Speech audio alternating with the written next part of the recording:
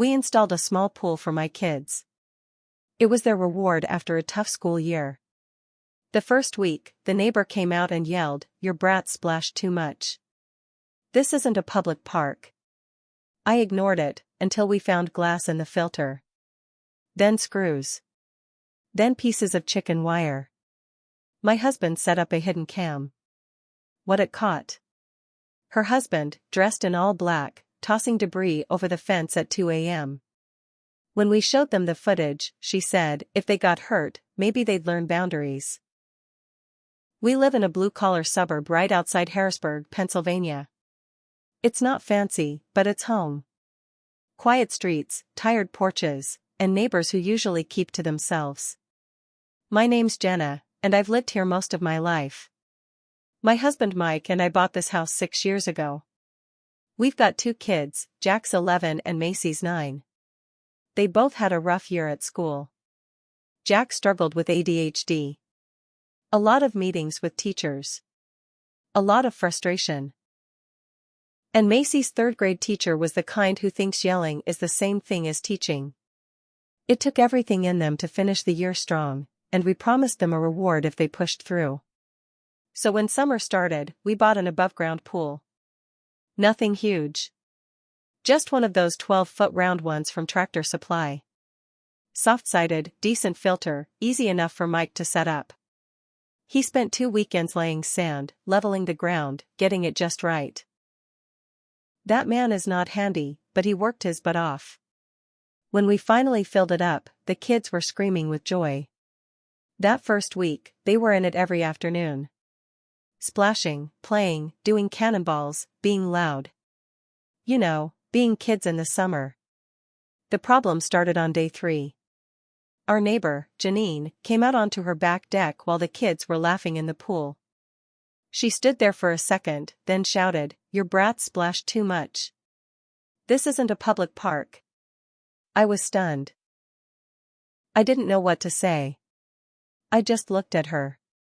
She was standing up there like she was some queen of the cul-de-sac. Arms folded, lips tight, short gray hair cut like a helmet. I shouted back, "They're just playing, Janine. It's summer." She turned and walked back inside without another word. Mike laughed when I told him. Said she was probably just pissed about the noise. We didn't think much of it. Figured she'd get used to it. The next day, I went to clean out the pool filter and found a piece of glass. Just one, but sharp. Like from a bottle. I figured maybe a bird dropped it. Threw it out. 2 days later, I found screws. 4 of them, stuck in the filter basket. Not old or rusted. Clean. Straight from a hardware store. That's when my stomach started to turn. Then came the chicken wire. Curled strips, like someone had cut it with tin snips. They sank to the bottom of the pool. One was sharp enough to tear the liner, but thankfully didn't. Jack was the one who found it. He held it up and said, "Mom, is this supposed to be in there?" I nearly lost it. Mike checked the yard. Our backyard has a wooden fence, maybe 6 feet tall, between us and Janine's house. He noticed 2 of the slats near the corner were a little loose. Not broken. Just enough that someone could toss something through. Mike didn't say much. Just stared at the fence, then disappeared into the shed. That night, he ordered a trail cam online. It had night vision and motion sensors. He mounted it inside the shed window, pointing it straight at the fence corner. Hidden behind a rake and a box of old potting soil. Then we waited. 4 nights later, we got what we needed. It was 2:07 in the morning. We were both awake, checking the footage with the app on his phone. There he was. Janine's husband. Paul. A man who never spoke more than 5 words to us in the 6 years we'd lived here. Always in his garage, always working on something. Looked like a retired cop or army guy. Wore boots all the time, even to mow the lawn. In the footage, he was dressed in black. Hoodie, gloves, dark jeans, boots. He crept up to the back fence like he was on some kind of mission. He reached into a plastic grocery bag, pulled something out, and tossed it over the fence. Then did it again. And again. Mike paused the video and zoomed in. Screws. Dozens of them. You could see the outline of more in the bag. He dumped the rest and slipped back into the shadows. We sat in silence. I felt sick. Not just angry, sick. These people weren't annoyed. They were trying to hurt our kids. Mike printed the stills from the video and walked next door the next morning.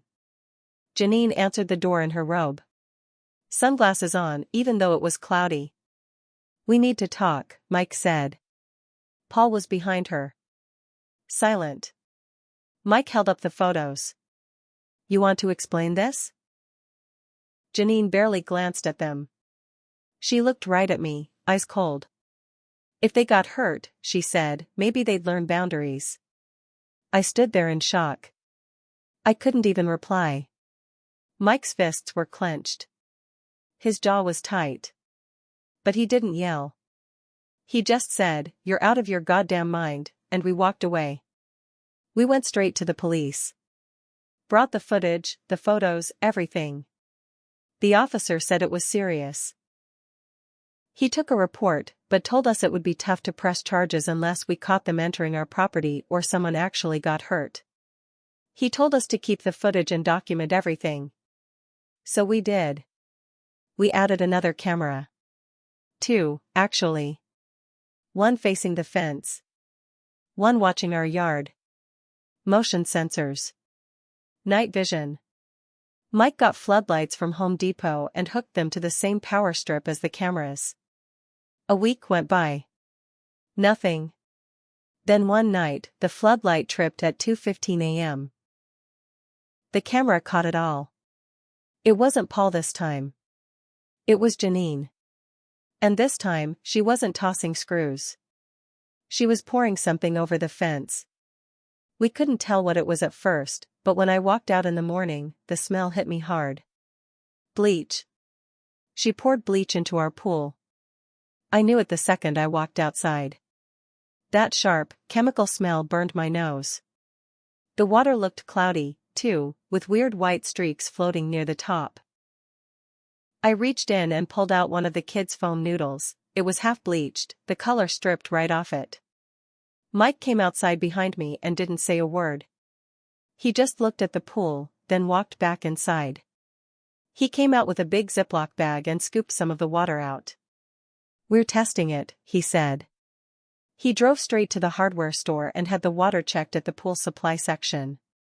When he came back, he slammed the results down on the kitchen table. Straight bleach. Heavy. She dumped in at least half a gallon, maybe more. We had to drain the whole pool. That liner wasn't cheap either, and now it was warped and discolored. The kids were crushed. Jack cried. Macy just stared out the window and didn't say a word.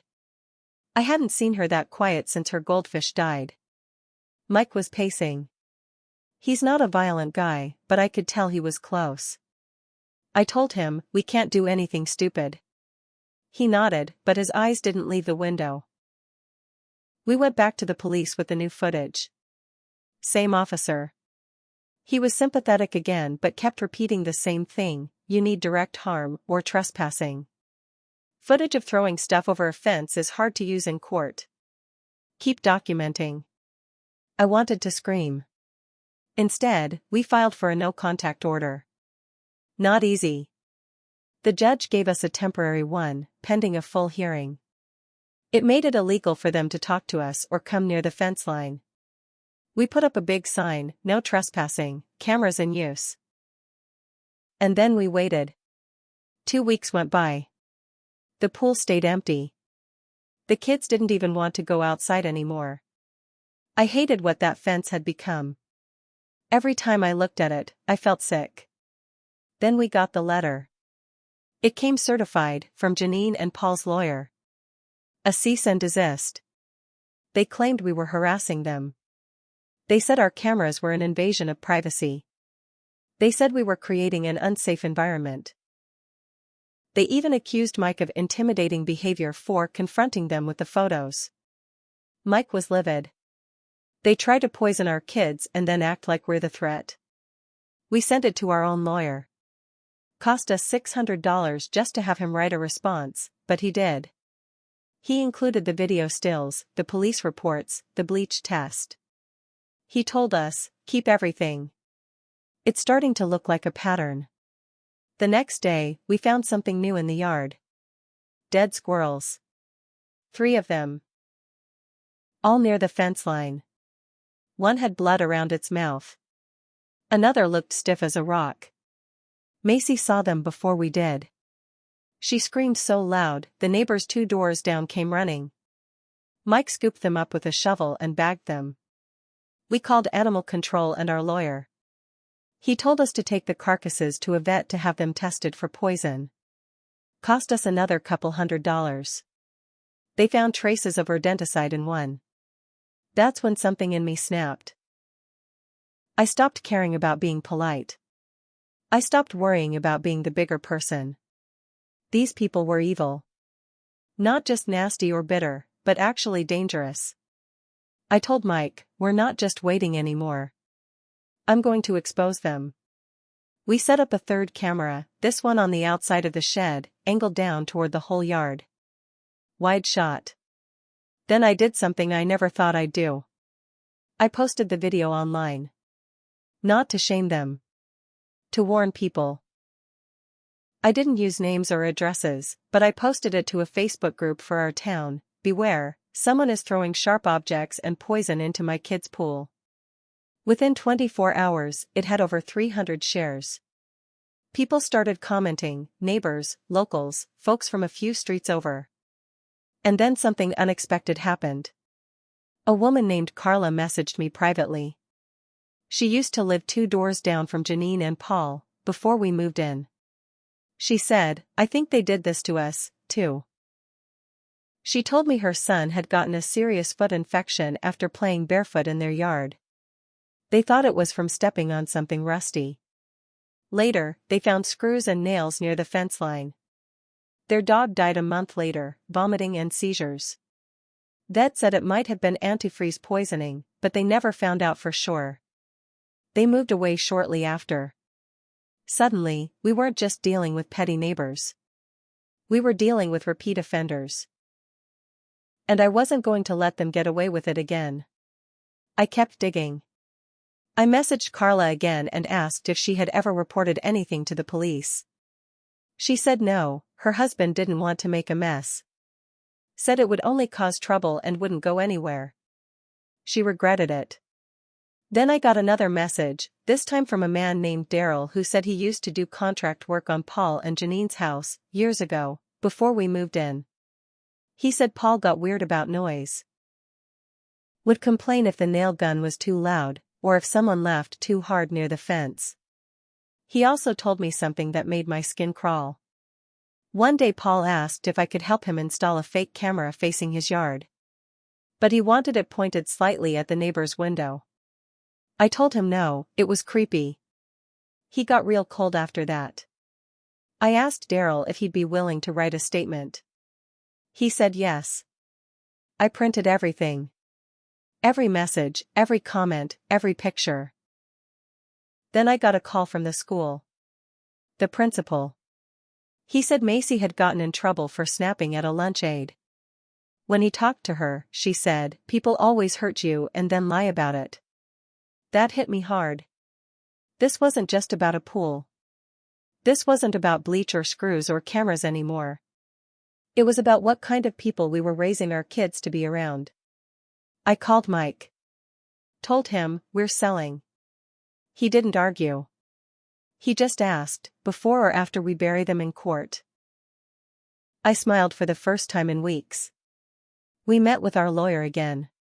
He said if we were willing to press charges, civil and criminal, we could go all the way. It would take time, money, and it wouldn't be easy. But we had more than enough documentation. The Facebook video. The bleach. The screws. The dead animals.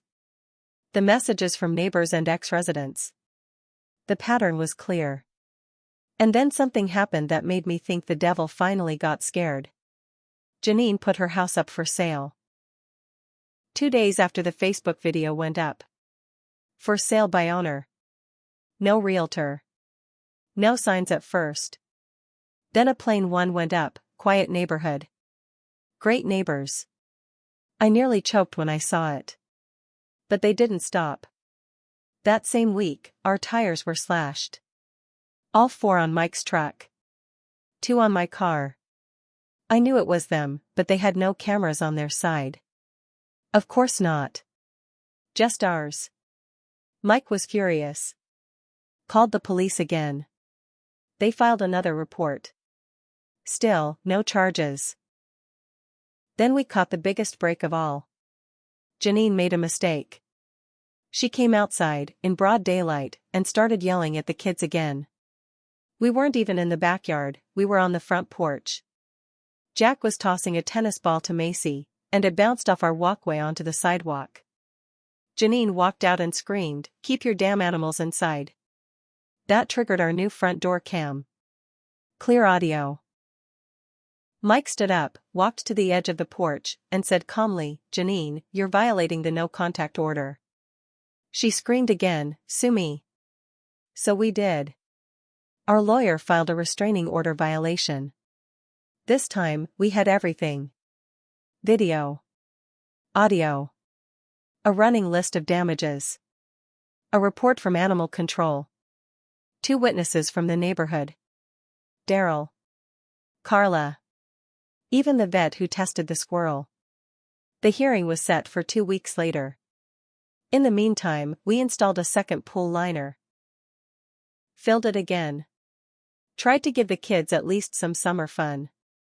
But the damage was already done. Macy was scared to swim alone. Jack checked the filter every morning, just in case. And one night, I found Mike outside, sitting on a lawn chair, watching the fence with a bat in his lap. He didn't hear me come out. I stood behind him for a moment, then said, "They don't win." He didn't say anything, just nodded. We weren't going to back down. We weren't going to move away in shame. Not anymore. 2 weeks later, we were sitting in the courtroom.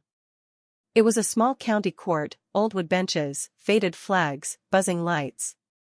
Janine and Paul sat on one side, stone-faced, with a lawyer in a wrinkled gray suit who looked like he hadn't slept. Mike and I sat on the other. Our lawyer had a binder thick as a phone book.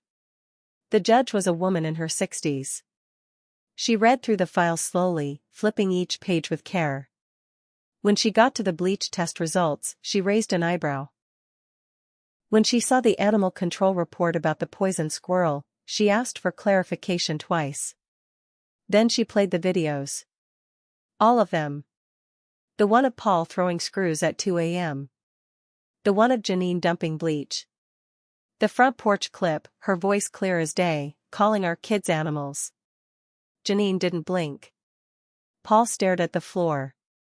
Their lawyer tried to argue we were spying and staging things for attention. Said we were fixated on Janine and Paul. Then the judge asked him one question. "Do you deny your clients are the ones in these videos?" The lawyer stammered. We believe the footage lacks context." She leaned forward. "It lacks context?" "Sir, I see a man throwing hardware over a fence in the middle of the night and a woman pouring bleach into a pool. What context am I missing?" He didn't answer. She ruled fast. Restraining order, granted. 3 years. Mandatory distance of 100 feet from us and our property. No contact. No notes. No talking. No driveway walk-bys. Nothing. Then she turned to the civil suit. That was separate, but she made her opinion clear. "You're lucky criminal charges weren't filed," she told Janine. "If I were you, I'd sell that house fast." And they did. Within 2 weeks, their for sale sign had a sold sticker. They moved out in the middle of the night. Didn't say goodbye. Didn't make a scene. Just vanished. We stood at the window and watched the U-Haul pull away at 2 a.m. Fitting, really. Paul was always a creature of the dark. I wish I could say it ended there. That peace returned and life got better. But it didn't, not right away. Macy had nightmares for months. Jack refused to swim unless Mike or I were sitting poolside. We kept the cameras up, even after the new neighbors moved in, a young couple with a toddler and a rescue dog. They were kind. Friendly. Quiet in the best way. Mike started therapy, and I finally admitted I needed it too. We'd both been living under a kind of stress that had changed us. Made us paranoid. Angry. Obsessed.